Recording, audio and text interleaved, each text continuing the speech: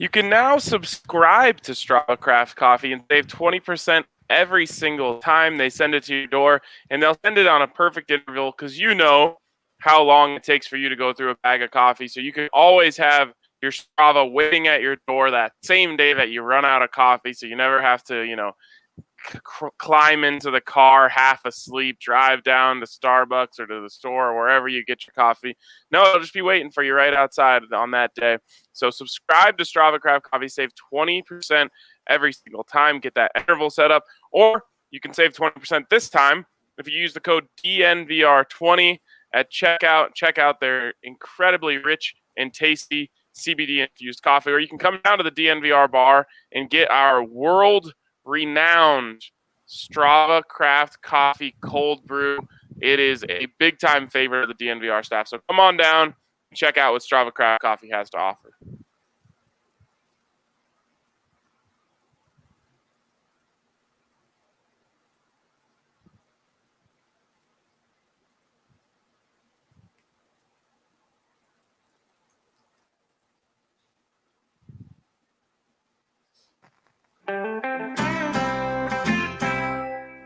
Broncos country is sitting in the south stands, drinking the Coors from Mile High, the best part of the weekend. Hugging a perfect stranger, 'cause they've become a friend. Having a good time when the orange and blue WIN. Tuning in every day with the good folks down at DNVR. Welcome in to the DNVR Broncos podcast, DNVR Broncos Live, if you're catching us live here on Periscope or YouTube. And good reminder to head over to our YouTube channel, hit us with a little subscribe button over there. Maybe hit us with a thumbs up on this video. We'll really appreciate it. But we're happy to be with you on this Sunday. Am I correct about the date this time, Mace? It is a Sunday? It is a Sunday.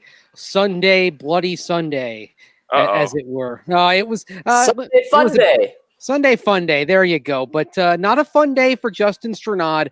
Not a fun day for the Broncos offense in general. It was not an elegant practice, although it had its moments. All right, well, we'll get to all that in a second. I can't wait to hear what you have to say, Mace. But first, a shout-out to our presenting sponsor of this show, MSU Denver Online. They'll put a dynamic education at your fingertips. Just head over to msudenver.edu/online to scope out all they have to offer. And let me tell you, they've got a lot to offer. So msudenver.edu/online to see what they've got. And make sure you check it out if you have any online schooling needs. All right, Mace, give us the skinny. All right. Well, it was a defensive dominant day. It was a pressure intensive day. Let's just start with the defensive line. Jurrell Casey, Draymond Jones in particular, those guys constantly in the backfield. Broncos did a few things. When they were in sub packages, we saw Casey and Draymond Jones working together, and they were consistently wreaking havoc. Drew Lock, not many plays where he had a lot of time to throw. He was flushed. I think the day was just kind of summed up by the last play when the Broncos did a move the ball segment in the red zone, it was going to in the red zone. They started at the 30-yard line of the defense, 40 seconds to go. Offense needed a touchdown, and it broke down. Interior pressure, Malik Reed with pressure past Elijah Wilkinson off the edge. That flushes Drew Lock to the right. You have Bradley Chubb providing secondary pressure as he gets outside of the pocket. And Drew Lock tries a rush throw as he's rolling to the right. And Bryce Callahan with an easy end zone interception. That was a pretty fitting way, I thought, to end the entire practice. Well, Mesa, I'd love to hear it, and I hate to hear it, right? I mean, when you're going against yourself, it's great to hear that the pressure's just there again and again and again. But pretty much everything you described about the offense in that one play, if that was reminiscent of how the rest of practice went, you had bad offensive line play, your quarterback not clicking, making bad decisions, throwing bad balls. That's not what you want to hear. So, Mace, I mean, we got one coming in from T. Becknald, and kind of wants to know, was it on one person? Is this more of an offensive thing or a defensive thing, Mace? What'd you see today? I'd say a little column A, a little column B. I don't want to denigrate the defense because we're going to see this unit, this front seven in particular, wreak havoc. We're going to see plays like we saw at one point in practice where Drew Lock just couldn't get the ball away because there was good coverage. I mean, you had some plays that would have probably translated to coverage sacks, coverage incompletions. But that being said, looking up front, some real struggles, I thought, from both tackles, more so from the right side than from the left side. You had Elijah Wilkinson working at right tackle. Of course, Garrett Bowles still on the left. But Bowles didn't have his best day that I've seen out here so far. But I saw some promise when you got down the depth chart. We happened to see one-on-one O-line, D-line drills today. And Calvin Anderson looked pretty damn good. Don't talk about it. Not just to my eyes. I was sitting near Ryan Harris and Nate Jackson, both former Broncos players, and Calvin Anderson caught Ryan Harris's eyes as well. So one of the things I liked about Calvin Anderson, I mean, of course, everyone's noticed that clip on social media where he picks up Mike Purcell after he's already taken care of one block, but watching Calvin Anderson, he's got really good balance. His feet look quick, and this is allowing him to make sure that he doesn't kind of fall and get out of position after the edge rusher makes his first move. There was some good work from Calvin Anderson in run blocking on some plays as well. Not saying he's a first teamer, but there's some promise there. And the other thing is DeMar Dotson, you got to move him up because he's eating people's lunch over there on the third team. It looks like he's in shape. It's time to get him some looks with at least the second team, if not the first team. That said, not all bad on the offensive line, although Dalton Reisner got beat a couple of times by Jurrell Casey, who was just having a monster day. Draymond Jones even took the measure of Dalton Reisner a little bit. Lloyd Cushenberry got pretty much the entire day as the first team center, held his own, and in the one-on-one drills, very reminiscent of what caught my eye down in Mobile at the Senior Bowl, in that the guy is persistent. If he gives up some ground early off the snap, he's going to recover. He's going to fight. He's going to dig in, keep the guy from getting to the quarterback. There was one play also in a team period where he's going against DeMarcus Walker, working at the nose. Hey, I mean, they're just moving guys around, and DeMarcus Walker gets a good bull rush going on Lloyd Cushenberry, but he quickly recovers, really kind of practically plants his legs in the ground, does not let DeMarcus Walker get any further. That allows Drew Lock to have a completion downfield. So I don't want to – it's not all bad for the offensive line. Lloyd Cushenberry did some good things, and the fact that he played pretty much the entire practice on the first team, that's a good sign for him, and also I think really the indicator of where the Broncos want this thing to go. This is a question I have for both of you guys because you've seen it more than I. When I've been out at practice, I've felt like the offensive line has done a really good job of developing a pocket for Drew Lock, and then he's had a lot of success from that pocket. And we know that last season – Drew Lock had the highest rookie passer rating inside of a clean pocket. So what I want to know from you guys is when this pocket starts breaking down, how do you feel that Drew Lock has responded to that pressure? Because in my opinion, that might be the key to the success for the Broncos this year is how Drew Lock can handle pressure when that pocket does break down. Yeah, and making sure that the pressure isn't there all the time so he has to handle it. But when I've seen that, Ryan, he's handled it very well. Little discouraged to hear that from Mace at the end of practice today, that he did make a bad decision when pressure was in his face. Obviously, that's going to happen if you're getting pressured. You're occasionally going to make mistakes. And from what I've seen, I've been really impressed with him. He's used his mobility to his benefit extremely well when I've seen, and he hasn't been rushed into making poor judgments at every practice I've been to. Yeah, and one thing to consider about that, when he's flushed there, it's a 2-minute drill, and I believe that play started with about 11 seconds on the clock or thereabouts. So you're going to have to force that when you're in that sort of situation. That being said, you still had some time on the clock. I mean, you can say, okay, just throw it away, go to the next play, and maybe you don't have protection breaking down at the start the way that play did. But those mistakes from Drew Lock when he's under duress, these are few and far between. He's handling it well. I think when you get into actual game situations and he's flushed, he's going to use his legs more, take that 5 yards, get to the sideline, move on to the next snap. Yeah. Yeah, I mean, obviously, no team, no quarterback is ever going to survive under constant pressure. But Drew is going to have to make plays with his feet. He's going to have to make plays from inside the pocket, avoiding oncoming rushers, because there's one thing that we know about this Broncos offensive line, and it's that it will not be perfect, and most aren't.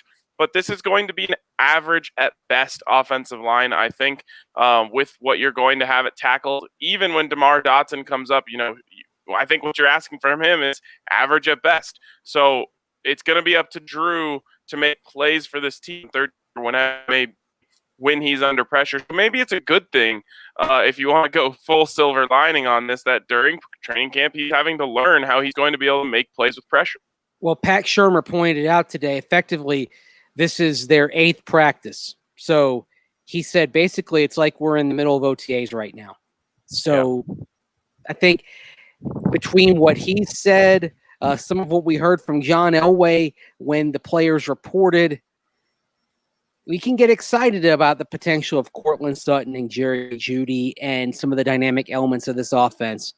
But I think everything is in place to where those expectations early on in the season need to be tempered. There may be the element of surprise that works in their favor in week 1 against Tennessee because they're not going to have any film on this offense. But I think the first month or two is going to be rough around the edges, to say the least. Well, and that's 100% right, and it's good to have those tempered expectations. But guys, I'm not tempering my expectations for this Broncos offense because of the rookies and the young guys. I don't care that Jerry Jeudy's out there. I don't care that Lloyd Cushenberry is likely going to be the starter. It really comes down to one position, right tackle, every single day. We're talking about Malik Reed looking like Von Miller looking like Super Bowl 50 Von Miller, and every single day it's against the right side. Now, obviously, there was some interior pressure today. There was interior pressure on Friday as well. So it's not just right tackle, but they're doing a competition at center. Why is a competition not at least happening at right tackle, especially with Calvin Anderson blocking 2 guys in one play? You brought in DeMar Dotson. Why? It's frustrating. That's the thing where I'm tempering my expectations for this offense, because I haven't seen the offensive line hold up for a practice yet. They're saying it's the rookies. I'm not concerned about the rookies. Yeah, and the other thing that you're seeing out there is there was a really chippy moment today, and Vic Fangio alluded to this in his press conference. When McTelvin Agim went down, Patrick Morris kind of drove Agim to the ground. Agim was trying to leap up and bat down a pass and drove him to the ground. Not something that you want to see even in a full pad practice like we had out there today. And my goodness, I mean, the stuff that the anger that some of the coaches had at that point for going over the line. I can't say it here on a family podcast, on a family show. There were some tempers boiling, but the way the offensive line is kind of had its lunch eaten at times, you can sort of see why Patrick Morris might be trying to do a little more in that situation, even though it ended up being over the edge in the context of practice, because these guys on the interior defensive line and on the edge with Von Miller and Bradley Chubb and even Malik Reed again today, they're wreaking havoc. Mate, so you're saying what they said is worse than screw this? Much worse. Yeah, there were a few choice words that would have taken that to at least a PG-13 rating.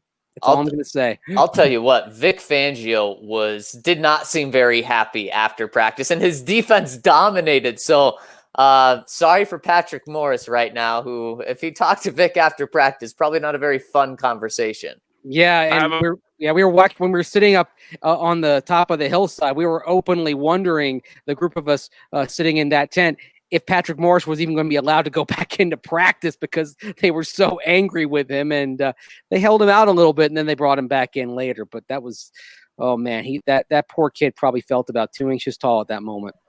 Yeah. Sounds like they're going to have to develop a Morse code for him to follow. That's very on brand for you, RK. Thank you. I have a feeling he might end up in the trending down portion of the stock report today. Yes. Mace, the headline of this show is all about Jurrell Casey, and I want to hear some specifics about his dominance today, and I also want to hear what you guys think about just how much of an upgrade he is for this defensive line. Well, one thing about Casey today, a point of emphasis when they went into combo drills was working on some stunts. And so this is kind of Jurrell Casey going to the next level when he's able to stunt and not just do one-on-one things. He is so smooth at playing off of someone else and being able to find that gap when he's stunting and take off and get a jailbreak. He's doing a really good job of just taking what the offensive lineman gives him. Like if he sees that there's that inside shoulder is dipping a little bit and he's got a chance to take advantage of the O lineman's inside shoulder, he did that today time and again. He's the thing that I love about watching Jurrell Casey out here is that now that we've gotten 8 practices in and he's gone against these guys, it's kind of like when you've got a lot of film study on somebody and you're able to use their moves against them. And Jurrell Casey's just playing chess out there. It's masterful to watch. Yeah, that's huge to hear because he had a great day on Friday too. Was a big part of my observations on DNVR.com too. And I think the upgrade of Jurrell Casey is huge because here's the thing. Derek Wolfe was a sidekick to Von Miller, and he was a very good sidekick. Von credits him with a lot of those sacks, but he was a sidekick to Von Miller. Bradley Chubb is not a sidekick to Von Miller, and Jurrell Casey isn't either. Jurrell Casey is a playmaker. Jurrell Casey is his own guy. He doesn't need Von Miller to open things up. And then you put them all together and it just helps them out so much. So you went from a sidekick to another star on that. And it's that's not a knock on Derek Wolfe at all. But he was a guy who I think in his best year was last year. He made plays, but now you're going to get just a true playmaker where you're not just getting occasional plays. He's going to be there all the time. Yeah, Vaughn loved to call him and Jurrell Casey, him and Derek Wolfe were Steve Nash and Dirk Nowitzki. And I think that this is more a situation of like, a LeBron James and Anthony Davis or a Shaq and Kobe or, one of those. Both guys can get it on their own, not needing the pick and roll to get each other shots. And I guess, Dirk and Steve could probably each get it on their own as well. But you know what I'm saying? More, maybe the Broncos have a true big 3 now instead of just a 2-man show. Yeah, they don't have to play off each other. They can to make themselves better, but they don't have to. That's a very good point. And you love the depth that you're seeing as well. I mean, McTelvin Jeem is somebody who, as Vic Fangio pointed out after practice today, he's improving as a run defender, which means he's turning himself into a potential 3-down guy there who's going to be able to provide some relief. Shelby Harris, he didn't do it today, but he keeps swatting down passes at the line of scrimmage. I mean, this front 7, especially at edge rusher and on the interior defensive line, this is going to be scary. This is the strength of it. And then when you have plays like you had a few times today, when you've got everyone in coverage holding up their end of the bargain, this is a perfect Russian cover complementary situation here the Broncos are looking at. Yeah, absolutely. And then when you add Earl Thomas to that, no. I mean, we're talking about a little fight at practice. Might as well, if you want more fights, bring in ET. Oh man, Cut Rick Morris, add Earl Thomas. I think Earl Thomas is getting ready for that big star on the side of his helmet. Yeah. Sure. Why did he not sign with Dallas last year? That doesn't. It feels like. This has just been waiting to happen for years. Yeah, I don't know, but it's been weird because even when he was in Seattle, once the Legion of Boom started gradually kind of fading away and guys started leaving, Earl Thomas hasn't been the same personality-wise as he was back in the apex of that when you had Richard Sherman and you had Cam Chancellor back there. So he's been terrible. He's been a bad person. Yeah, he's Earl Thomas feels like a little bit of a lost soul right now to me, to be honest with you. I hope he can find it, but I don't think that Dallas and Jerry World and everything down there is going to be where he finds the pot of gold at the end of the rainbow, metaphorically speaking. He might find it financially speaking because Dallas has the cap space to go and make that move because they've been converting some salaries to bonuses to try to fit in Earl Thomas. Well, I mean really. I was just going to say, if you want this, this team to really come together as brothers, maybe you do add Earl Thomas to the mix. Oh, man alive. I mean, since we're talking about it, do we just have to officially shoot it down? Because the Broncos, Mace, you said cap space. Broncos have plenty of cap space, $29 million, puts them in the top 5. And they do have 2 safeties, but there's still a position in the secondary that's open right now with that third corner. Maybe you add him and shake things around. Oh, yeah, and I guess you're asking Kareem Jackson to be that third corner, and even though he's much better at safety. Otherwise, you're saying, yeah, we're going to bring you in Earl Thomas, but hopefully you'll find happiness as being a 5th or 6th defensive back. And no, I mean, I'm here to watch it. I just don't think it'd be good for the chemistry in the locker room. To be completely honest, though, what if you brought in Earl Thomas because you're saying we're going to get him at a discount based on his current status, and then Justin Simmons all of a sudden the leverage has left your side of the court? Yeah. I'm not saying it's going to happen, and I'm not saying it should happen, but someone in the front office has to at least, that thought I'm sure has crossed their mind. And what's the conversation? Let's just check in with him and see if he'll take a very cheap deal. But isn't he going to have to? Man, when we're talking about Jerry Jones, I wouldn't be surprised if he threw money at him. Look, I'm a big believer in the Cowboys being a true contender this year. So if you are Jerry Jones and you feel the same way I do, then you're probably saying, like, look, give me my checkbook, whatever it takes. You know who their quarterback is, right, Ryan? I'm sure shocked do. You're able to say they're a contender with him. I mean, I think they are. I think they are. Wow. Well, hey, it's happened before. I mean, the Bucs won a Super Bowl with Brad Johnson. Now, they had a great defense. The Cowboys, they've got great receivers. They've got arguably the best running back in the game, or someone who's in the top 3 at least, and some playmakers on the defensive side. It's positioned to be a scenario where that quarterback doesn't have to be elite. He just has to be pretty good. And they've got a buff and a ram. It's true. Yeah. The last thing I'll say about this scenario and contenders is I've never been more confident in the Ravens as Super Bowl contenders because of the fact that their culture is so strong that they were willing to say, we don't care how talented this guy is. He doesn't fit here. We want him out. No team has a stronger culture than the Baltimore Ravens. So I'm glad you used that word. And this is something, it predates Lamar Jackson. It predates John Harbaugh even. I mean, this is a culture that has been built over 25 years since the day Ozzie Newsome became their GM, right around the time the franchise moved from Cleveland to Baltimore.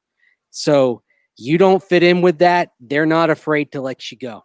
And and with what else they've got on the roster, they can absorb this. Honestly, guys, my opinion of the Ravens as a potential Super Bowl champion, it didn't change today.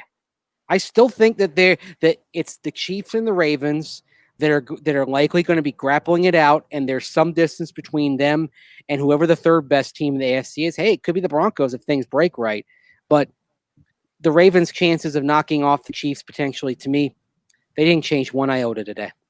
Yeah, that's pretty incredible. And with Seattle, when Seattle cut that undrafted what was he, a cornerback a week ago because he tried to sneak a girl into the team hotel. Well, it's so easy to cut guys like that, right? And you're like, oh, we're proving a point. We're sticking by our gun. Okay, well, what if it was Russell Wilson? Are you guys really going to cut him? No, probably not. The Ravens said, yeah. I mean, probably if this was Lamar Jackson, he may get another chance or something like that. But very hats off to the Ravens. Well, the key is, talking about conduct detrimental to the team here. So they're trying to get all that guaranteed money off the books in excise so it doesn't have any kind of salary cap impact. Lawyers will be involved. All right, let's circle back to the Broncos here, Mace. How about some other observations from today's practice that the people need to know? All right. Well, mentioned Calvin Anderson earlier. Hey, Levante Bellamy, of course, he's been seeing more work with Melvin Gordon down, and Bellamy looks really explosive. And Royce Freeman had his moments today, particularly in the passing game. But, Bellamy, the only thing negative I'll say about him today is that he really struggled in one-on-one pass pro drills where they had the running backs and tight ends going up against edge rushers and inside linebackers, and Levante Bellamy was not holding up well. He was not able to get set, not getting his hands in the right spot. So he's got a long way to go as a blocker, but at the same time, that's not what you're asking of him. You're asking him to be explosive. So there's a lot of promise there. Speaking of that drill, Noah Fant got to go against Bradley Chubb multiple times, and yeah, Chubb beat Fant, but also Fant got the better of Chubb. Noah Fant has come a long way as a blocker in terms of his hand placement, in terms of being able to get his feet set, get into his stance, and also not fall for guys trying to kind of make a spin move. He's willing to kind of let the edge rusher come to him a little bit and then focus on his own technique rather than getting caught up in a little bit of a deke move coming from the guy on the outside, in that case Chubb. And to me, that was actually as promising as anything I saw today. Was Noah Fant doing a lot better in pass protection. Not a really active day for him as a pass catcher. And that's the other thing. I mean, I'm going through my notes here, and there's really not a lot you can say about the wide receivers, in part because of the pressure. I mean, the longest play of the day was Drew Lock hitting Deshaun Hamilton down the left sideline, but it might have been a sack in game conditions because pressure was coming in on Drew Lock. So, again, all comes back to the pressure from up front. Good to hear, Mace. That's if you're a fan of defense, and I'm sure Vic Fangio likes when that side of the ball is winning the day.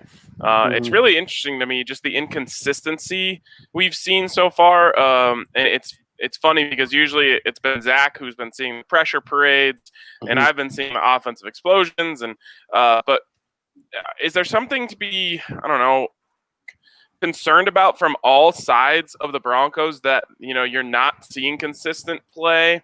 And I mean this in the sense not just the offensive line, but the other side of things. We're clearly learning that the pass rush is capable of dominating the offensive line. So is it concerning from their standpoint that, the days that I've been out there, they haven't been nearly as dominant? Zac, your thoughts? Ryan, repeat that. Just, is there concern about the consistency from this team because of how variable things have been while we've been out there? And it's not just from the offensive standpoint, it's also from the defensive standpoint. All sides, are you happy that one side's winning, then the other side's winning, or are you concerned that both sides are inconsistent? No, because you're going to have one side lose when the other wins. And I would rather have the offense win at times and the defense win at times to show that there's life on the offensive side. And I have seen that there's life. And I like what the offense is doing. Obviously, not on the offensive line every single day because there's still concerns there. But if this was just another beatdown by the defense, practice after practice after practice, well, then we'd have to be thinking more of what's happened the last few years with this team. So I'm happy to see that the offense is winning. So it doesn't concern me that they're going back and forth. Yeah, I agree with you. And the other thing I think, Zac, everything that I view is always through the prism of however it's all different this year. And while you're concerned about the consistency, you are at a really early stage in terms of these guys playing together.